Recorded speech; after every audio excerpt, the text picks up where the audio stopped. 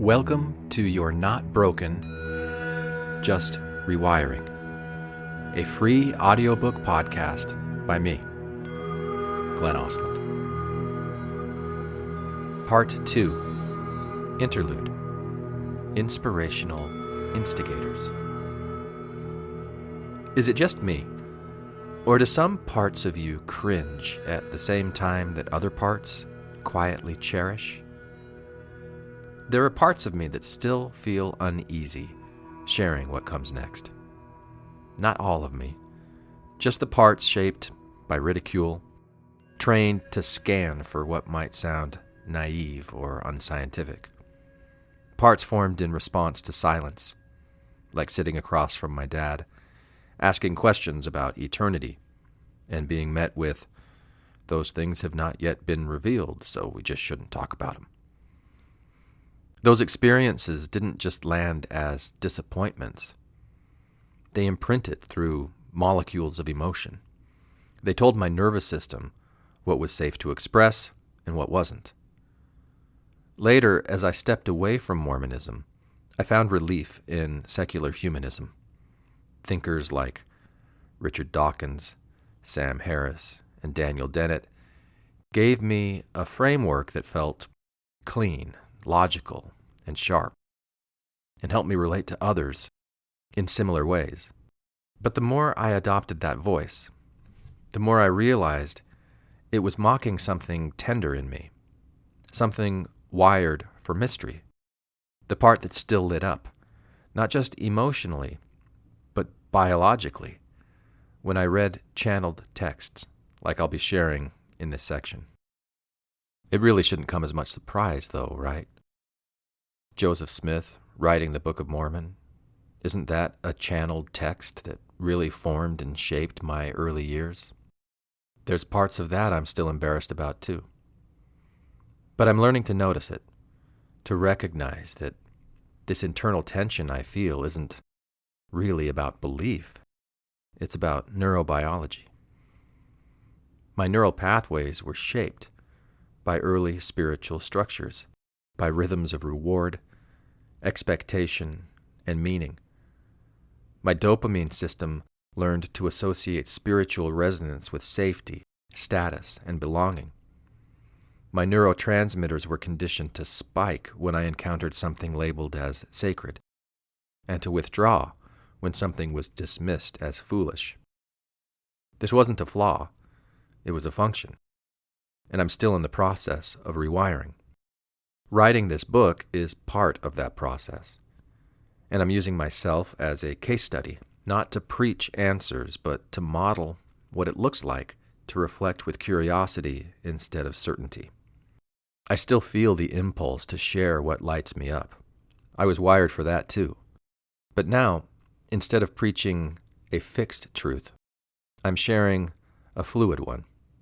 A subjective one, something evolving alongside my own nervous system. So, as you read what follows, notice what stirs in you, what resonates, what resists.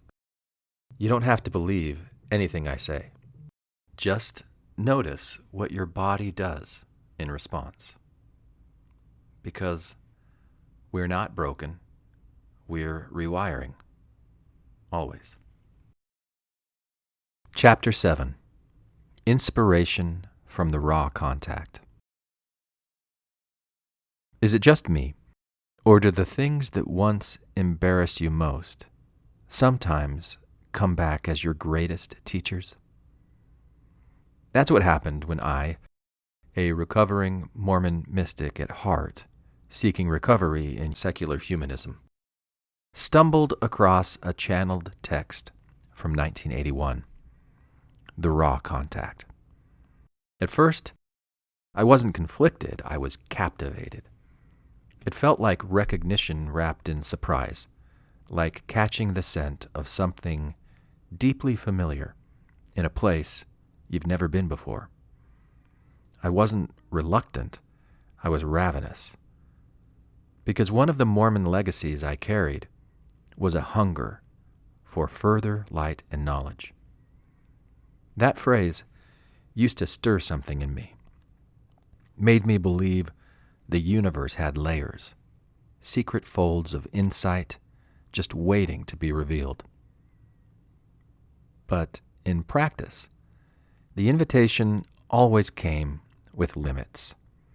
Every time I tried to push beyond the standard curriculum, I was told to forbear. I remember sitting across from my dad, asking questions about eternity, time as illusion, beginnings before beginnings. He quoted Alma, "These things have not yet been revealed unto me, therefore I shall forbear." And I remember thinking, but I don't want to forbear. I want to explore. That longing never left me. It's the same part of me that loved the TV show Lost, a series of riddles folding into symbols, folding into more riddles. The same part that flipped through the Pearl of Great Price, fixated on the Egyptian symbols footnoted with, "ought not be revealed unto the world at this time," except when actual Egyptologists read it. But that didn't matter to me then, until it did. But for the longest time, I didn't care if Egyptologists debunked my scripture. The mystery itself was the invitation. So when I discovered the raw contact, it didn't feel like a conversion. It felt like permission, a system that didn't say stop. It said, keep going. It gets stranger. Only later did I realize why it felt so familiar. Ra's cosmology echoed the scaffolding I'd been raised with. Cosmic order, eternal progression, a universe made of light, memory, and will, but free from the rigidity of dogma. It wasn't demanding, it was open. The raw contact. Back in the early 1980s, a small group of seekers, Don Elkins, a physicist and UFO investigator, Carla Ruckert, a mystic able to surrender deeply into trance, and Jim McCarty, a documentarian of devotion, gathered in a Louisville living room. Carla began channeling a being called Ra, a social memory complex from the sixth density of consciousness. Ra claimed to be a unified intelligence that once lived physical lives on Venus. Yes, Venus, 2.6 billion years ago. As their evolution progressed, their physical forms dissolved, but their consciousness continued to develop. They eventually joined what they described as the Galactic Confederation, a coalition of evolved planetary beings supporting younger planets like Earth through their growing pains. According to Ra, Earth is under quarantine, a planet in metaphysical adolescence. They acknowledged the presence of other intelligences visiting Earth and suggested that Earth is not alone. But Ra didn't sound like sci-fi to me. Their tone was calm, precise, non-invasive, respectful of free will above all else. You can listen to the original recordings on YouTube. They're understated. No theatrics, just Carla in trance, and a slow, deliberate rhythm, long pauses between words, as if something was sinking. It was weird, but also hauntingly familiar. The cadence of prophecy, of revelation. Only this time it wasn't about obedience. It was an invitation to wonder, to look inward, to be what you are and understand what that is. Did I believe all of it? No. Some of the questions asked during the sessions felt oddly limited to me. But that critique opened something in me. If I had the chance to ask questions of a being like this, what would I ask? And that imagination became its own portal, a speculative playground that stirred something creative, expansive, dare I say, Arcturian within me. What pulled me in wasn't the channeling, it was the feeling. The way the text bypassed judgment and stirred something ancient, something underneath the doctrines I'd grown up with, something cellular.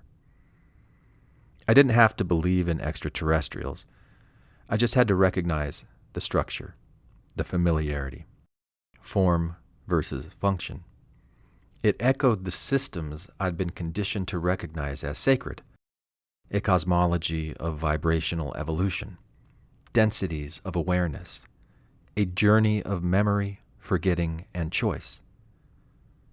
And what really gave me permission to appreciate my appreciation for Ra was neuroscience.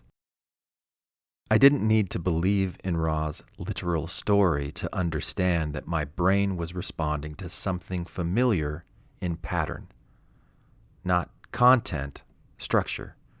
This wasn't about aliens, it was about resonance, the architecture of meaning echoing through my nervous system. Joseph, Ra, and the spiral of becoming. When I learned about the way the raw material was channeled, how a few dedicated seekers gathered in quiet rooms, asking questions and receiving answers through trance and transmission, it reminded me of Joseph Smith. Joseph, the founder of Mormonism, didn't write the Book of Mormon in the traditional sense. He dictated it, often with his face buried in a hat, using what he called a seer stone to receive revelation. His scribes, Martin Harris, Oliver Cowdery, his wife Emma, recorded what he spoke. That's not the version I was taught growing up, but over time, I came across enough historical documentation to understand and accept that this was his process. And when I finally allowed myself to look at that process through a less judgmental lens, something clicked. What if this was his way of channeling? What if the stone and the hat were like props in a ritual, a way to focus, to sink into an altered state, to give voice to something arising from within that he didn't fully understand? What if channeling wasn't about the forms, aliens or angels or deception, but a kind of neural or energetic coherence to function, a receptive state where fragments of personal, cultural, ancestral, and archetypal memory can come together in symbolic form? Because while the Book of Mormon and the Raw contact look wildly different on the surface, their functions, their invitations, felt eerily familiar to me. Eternal progression, a premortal origin, a veil of forgetting, the importance of choice, the possibility of transformation, light, memory, and will. As a child, I was taught that spirits came to earth for two main reasons: to get a physical body and to be tested, to forget where we came from, make choices, and prove ourselves through mortal experience. I believed in a plan, a spiritual pre-existence, a veil, a life, a death, a resurrection, a judgment, and beyond that, eternal progression through kingdoms, telestial, terrestrial, celestial, degrees of glory that mirrored our choices, a layered universe arranged by vibrational alignment. We never used that language, but that was the meaning. That was the function. So when Ra spoke of densities, vibrational frequencies of consciousness unfolding through memory and polarity, it didn't feel like I was being asked to adopt a new belief. It felt like I was being given a new language for an old resonance. The layers, the veils, the test, the climb, all of it already lived in me. I'd grown up inside that cosmology. But now I could see it through a different lens. Ones that didn't require dogma or obedience or judgment. One that allowed ambiguity, that honored nuance, that let mystery be mystery. It helped me realize something else, too. The channeling process wasn't about proving or disproving anything. It was about alignment. These weren't doctrines to argue over. They were patterns to explore. And the more I looked, the more I saw functional resonances lighting up something deep in my nervous system. Orion polarity, and the forces that shape us. One of the most unexpected resonances came when I learned about Ra's concept of the Orion group. According to Ra, not all beings in the cosmos are oriented toward helping others. Some operate along what Ra calls the service-to-self path, manipulating, dominating, and deceiving for personal power. These are the Orion energies, entities that seek to control rather than liberate, that use fear and distortion to sway the development of younger civilizations like ours. And I couldn't help but think of Mormon cosmology again, specifically the 1/3 of the hosts of heaven who followed Lucifer, the evil spirits who were cast out, who came to earth not to gain a body but to oppose the plan of God, to tempt, distract, and confuse. I'd grown up with that idea. I'd internalized it. But it was always framed as a moral dualism, good versus evil, obedience versus rebellion. Ra offered something different. It wasn't good versus bad. It was orientation. Two ways of relating to the one. Service to self excludes, exploits, and separates, but still sees itself as part of the one. It's just the shadow of it. Even Ra says, all is service to the one, even if some paths involve ignoring or forgetting the rest of the one. That distinction mattered to me. It softened something, gave me language to talk about distortion without shame, to see the forces that push and pull on my nervous system, not as moral failings, but as vectors of coherence or fragmentation, attunements and misattunements. Because evolution, as Ra frames it, is about coherence. Densities rise when systems harmonize, when the inner relationships within a structure align. Just like atoms form molecules, and molecules form cells, and cells form a body, so too, beings can form greater unities, families, communities, cultures, civilizations, social memory complexes, a planetary mind, a solar network, a galactic self. And along the way, there are forces, internal and external, that nudge us toward alignment or away from it, that amplify our longing for unity or exploit our fear of separation.